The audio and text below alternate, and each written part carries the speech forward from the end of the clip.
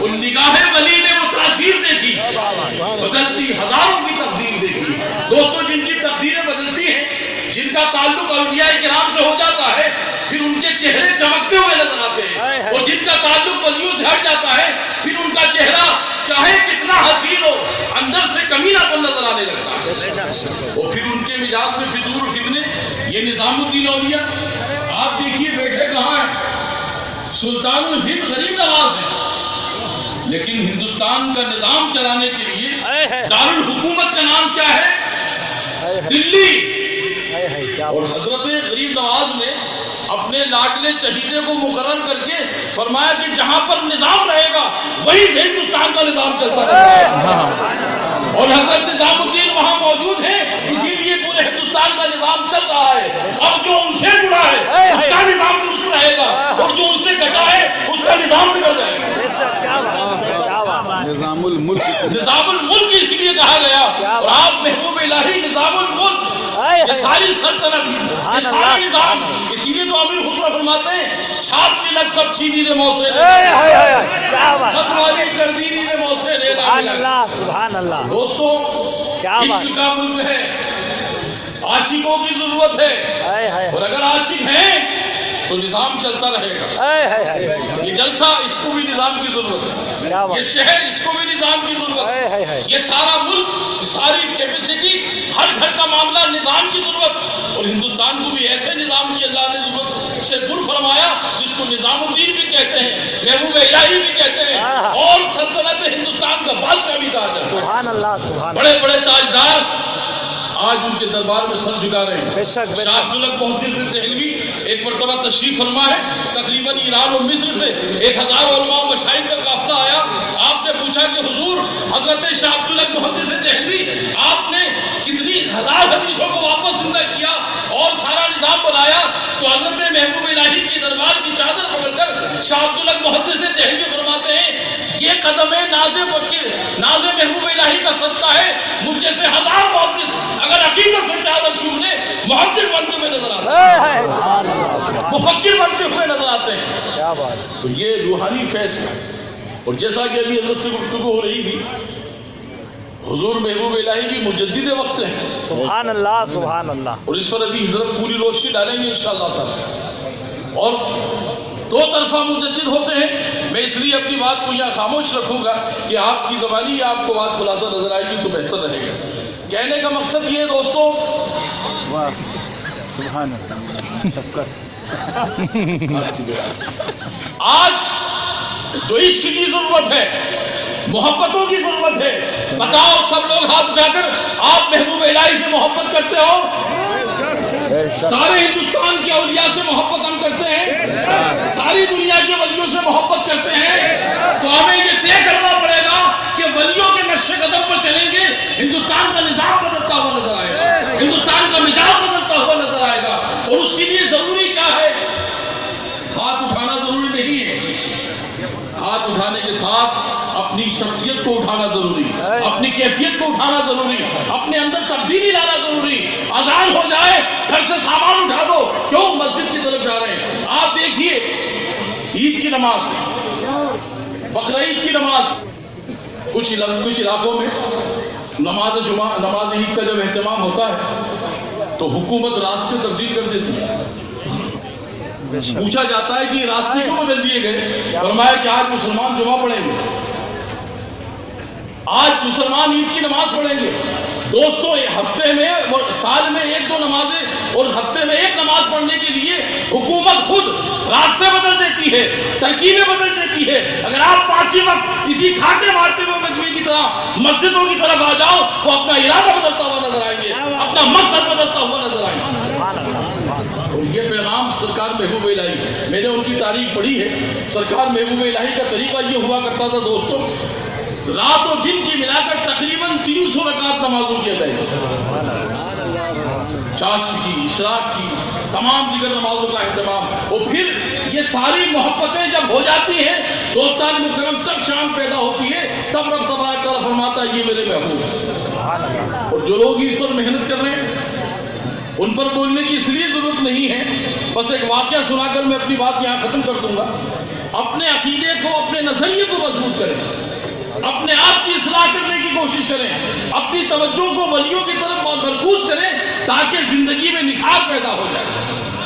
یہ مولا علی گروپ ہر سال لگ بھگ پروگرام بھی کرا رہا ہے 2-3 سال سے۔ اس سال کی ان کی کوشش معراج کو پہنچ چکی ہے، بے شک بے شک، اس سبحان سال کی ان کی کاوش الحمدللہ منزل مقصود کو پہنچ چکی ہے۔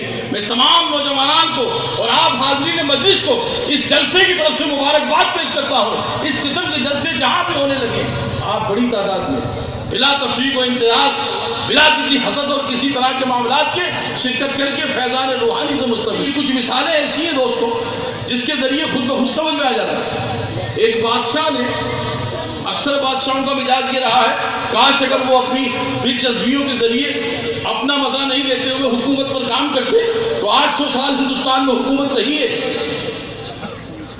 800 سال کے اندر کسی کی مجال نہیں تھی کہ کچھ کر سکتا۔ مجدد الفسانی جیسی شخصیت چند دنوں کے اندر نظام بدل دیتے ہیں تو دوستان مکرم یہ دیگر لوگ کیا کر سکتے تھے؟ ارے سرکار غریب نواز فرماتے ہیں آپ اپنے اندر روحانیت پیدا کریے، پھر آپ دیکھیے آپ کی نظر، تو کسی نے کہا ہے نا تیری نظر ہے، نظر ہو جس میں تیری، اس کا پوچھنا ہی کیا، تیری نظر ہے خدا کی نظر غریب نواز۔ جب نظر ہو جاتی ہے ولیوں کی دنیا بدل جاتی ہے، اور اس کے لیے کیا ہے؟ عقیدہ، محبت، توجہ۔ آج اگر آپ ان کی طرف توجہ کریں گے وہ یوں کہہ رہا ہے، وہ ایسا کہہ رہا ہے، تو الجھ جائے گی بات۔ آپ اس مثال سے سمجھ لیں، ایک بادشاہ تھا 6 شادیاں کر چکا تھا، پھر اس کی خواہش ہوئی ایک گاؤں میں چلا گیا۔ بادشاہ جب دورے پہ نکلتے ہیں تو وہ اپنی نظر ادھر ادھر پڑی تو سوچا کہ ایک شادی اور کر لیں، اور اس واقعے میں وہ عقیدہ اور غیر عقیدہ سب شامل ہے۔ مجھے زیادہ سمجھانے کی انشاءاللہ ضرورت نہیں پڑے گی۔ تو وہاں سے بھی وہ شادی کر کے لے آئے، حسین عورت تھی، خوبصورت نوجوان تھی، لے کر آئے۔ سب عروسی سے لے کر 7 دن گزر گئے، دھیرے دھیرے دھیرے دھیرے وہ شہری نہیں تھی، کسی بادشاہ کی بیٹی نہیں تھی، کسی جاگیردار کی نہیں، گاؤں کی تھی، پسند آ گئی، فکر میں پڑ گئی، حالت خراب ہونے لگی۔ 1 دن 2 دن 4 دن گزرے، بڑی آفت پڑ گئی۔ بادشاہ چونکہ حکیموں کی تعداد، کیا بات ہے، وہی اپنا تمام دواخانہ لے کر محل میں موجود، سارے خرل، سارے معجون، یہاں تک کہ حکیم جواری جالیلوس تک کو پلا دیا۔ سر کا درد ہے کہ بند ہونے کو تیار نہیں، جوں دوا، وہ کہتے ہیں مرض بڑھتا گیا، جوں دوا کی ہر طرح کی کوششیں ہو رہی، درد سر نہیں جا رہا۔ اس کی تکلیف تھی سر میں درد، پیچھے لوٹنے لگے بیزار، ہر قسم کا دم ہو رہا ہے، ادھم ہو رہا ہے، کچھ ہونے کو تیار ہے۔ بات چلتے چلتے اس گاؤں میں پہنچی جہاں کی وہ بچی تھی۔ کیا بات ہے، فرمایا محل میں ایک ثبوت تاری ہے، اور جب سے وہ 7واں نکاح کیا ہے بادشاہ نے، تب سے وہ پریشان، بیوی بھی حیران۔ کیا ہے؟ فرمایا کہ اس کے سر کا درد نہیں جا رہا۔ تو دوستو ولی جو ہوتے ہیں، بزرگ جو ہوتے ہیں، تجربے کار جو ہوتے ہیں، وہ ہر طرح کا انداز اور انتظام جانتے ہیں کیا تنقید۔ ایک صاحب میلے بوسیدہ سے لباس میں چلے اس گاؤں سے اور سیدھے محل پر پہنچے، دستک دی، تمام سپاہیوں نے کیا بات ہے؟ فرمایا کہ جس گاؤں کی بادشاہ نے ابھی شادی کی ہے بیٹی سے، میں اسی گاؤں کا ہوں، کیوں آئے ہو؟ فرمایا کہ مجھے اس کا علاج کرنا ہے۔ کہنے لگے میاں اپنا علاج تو کر لو، پھر ان کا کر لو، آپ کے حالات دیکھو، آپ کے معاملات دیکھو، لباس دیکھو، یہ ایک جھولا لٹکا کر کیا کر سکتے ہو؟ فرمایا کہ مجھے ملنے تو دو، وہ مجھے پہچان لے گی، میرے گاؤں کی بچی، خبر پہنچائی گئی۔ بادشاہ نے کہا آنے دو۔ آئے، ملاقات ہوئی، مختصر یہ کہنے لگے کہ کیا بات ہے؟ کہا میں علاج کروں گا اس کا۔ اچھا، اتنے بڑے بڑے حکیم جنہوں نے مصر سے، ایران سے حکمت کا سرٹیفکیٹ لے کر کے لوگ آئے ہیں، عظیم ترین دوائیں جانتے ہیں، یہ کچھ نہیں کر سکے۔ فرمایا ان کا فن اپنی جگہ، ان کا مقام و منصب اپنی جگہ، لیکن کچھ تھوڑا سا تجربہ جو میں جانتا ہوں اس کا علاج کیا ہے، وہ ہو جائے گا۔ آپ اس کے قریب گئے، بات چیت کی، کہنے لگے بیٹا کیا بات ہے؟ کہا کہ چچا جان جب سے آئی ہوں سر میں اتنا درد ہے، بے قرار رہتی ہوں، اور کوئی دوا، معجون پر معجون، مئی پر مئی، یون پر یون، ماؤ اللحم بھی پی گیا اور جنون پر جنون بڑھتا جا رہا۔ کہنے لگے ٹھیک ہے بیٹا تیرا علاج 10 دن لگیں گے، ہو جائے گا۔ واپس گئے، جانے کے بعد سارا انتظام کیا اور کرنے کے بعد وہ سب ترکیب بنا کر 3 شیشیاں لے کر آئے۔ کیونکہ میں تھوڑا سا آرٹیفیشل پروگرام کرنے کی کوشش کرتا ہوں جس کے ذریعے لوگوں کے ذہن میں اتر جائے. زیادہ لمبی چوڑی مثالیں اس لیے نہیں کہ جو آج حالات حاضرہ کی ضرورت ہے اس پر بات ہو رہی ہے. 3 شیشیاں وہ لے کر آئے اور لانے کے بعد 10 دنوں کے بعد جب وہ آئیے اس کا 18 دن ہو گئے تھے پریشان ہوتے. لاتے ہی انہوں نے کہا کہ یہ پہلی شیشی 1 ہفتے تک سونگنا ہے, دوسری پھر 1 ہفتے تک, اور تیسری ضرورت پڑے تب, نہیں تو جب ایسا لگے تب سونگ لیا جائے. وہ شیشیاں دی. بادشاہ نے کہا کہ خبردار جاری سکتے تم. کہا حضور آپ تو کہو تو میں یہیں ڈیرا ڈال دوں, محل میں آرام کروں گا, مجھے کیا پریشانی ہے, گاؤں میں ادھر ادھر بھٹکتا ہوں, محل میں رہوں گا, ٹھیک ہے جب تک بیٹی ٹھیک نہیں ہوتی. شیشی دی گئی دوستوں, اور وہ شیشی اندر پہنچائی گئی باٹل چھوٹی سی, اور انہوں نے صاحب جو کھینچا ہے پہلے راؤنڈ میں شام کو آرام آنے لگا, اور جو سبزی بھاجی کھائی جا رہی تھی کہا کہ وہ اچھے اچھے کھانے کھائیں جو دسترخوان لگتے ہیں. کیوں؟ فرمایا آج سر میں آرام ہے.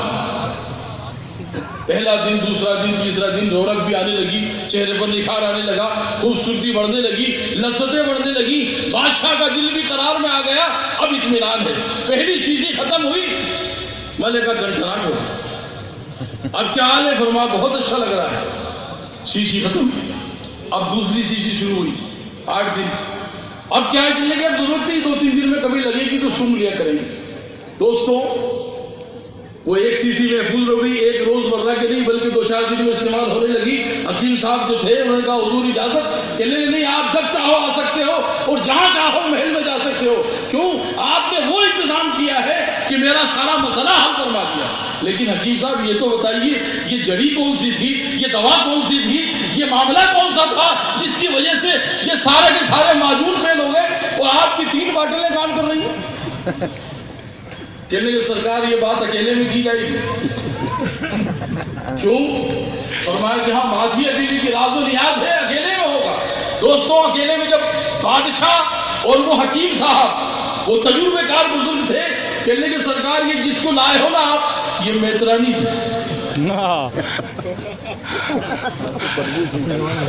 اور آپ نے اس کو میترانی کو لا کر محل میں رکھ دیا.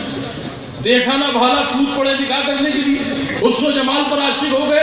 اب کرنا تھا کیا؟ وہ اس ماحول میں رہنے والی گلاب میں آ گئی, تھوڑی مزہ آئے گا. چمپا میں آ گئی, مزہ نہیں آئے گا. چمیلی میں آ گئی, مزہ نہیں آئے گا. پھر کیا کہا, میں نے غلاظت کو سکھا کر سیسی میں بھر دیا. اب یہ ذرا سی محل لیتی ہے, آرام آ جاتا ہے. یہیں سے کفر کا مسئلہ ہے. دوستوں یہ صلاۃ و سلام کہاں لکھا ہے؟ یہ نیاز و فاتحہ کہاں لکھا ہے؟ یہ فلاں چیز کہاں لکھی ہے؟ کیوں؟ ارے یہ تو گندگی سننے والے ہیں, انہیں وہ سکھاؤ. ہم نیاز سننے والے ہیں, ہم نیاز سنتے ہیں, ہم فاتحہ والے ہیں, ہم فاتحہ کرتے رہیں گے. ہم محبت کرنے والے ہیں, ہم محبت کرتے رہیں گے. نعرہ تکبیر, نعرہ رسالت. سبحان اللہ, سبحان اللہ. دوستوں اب اگر کوئی ایسا نظر آ جائے تو آپ کہنا کہ بیٹا 3 شیشیاں لانا پڑے گی تیرے پاس. تو دوستوں اللہ تبارک تعالیٰ ہمیں سرکار محبوب الہی کی سچی محبت سے نوازے اور ہم میں اتحاد کا ماحول پیدا فرما دے. آج بھی اولیاء کرام کا یہ اعلان ہے ان کے مزاروں سے کہ آپ ان کے راستے پر چل کر زندگی گزارنے کی کوشش کریں گے. دنیا کی کوئی شے نہ تمہیں مٹا سکتی ہے, نہ تمہیں نقصان پہنچا سکتی ہے. یہ دیکھیے پوری دنیا میں سفر ہو رہا ہے, انجانا بھی ہے تو قدم بوسی میں لگا ہے, جانا بھی ہے تو قدم بوسی میں. کیوں؟ ہم نکاح کام کرتے رہے, دنیا ہمارا کام کرتی رہے گی. رب تبارک تعالیٰ ہمیں اور آپ کو حضور محبوب الہی اور پورے ہندوستان میں بسنے والے تمام اولیاء کاملین کی محبت سے نوازے اور ہمیں دین و سنت پر قائم رکھے. وآخر دعوانا الحمدللہ رب العالمین.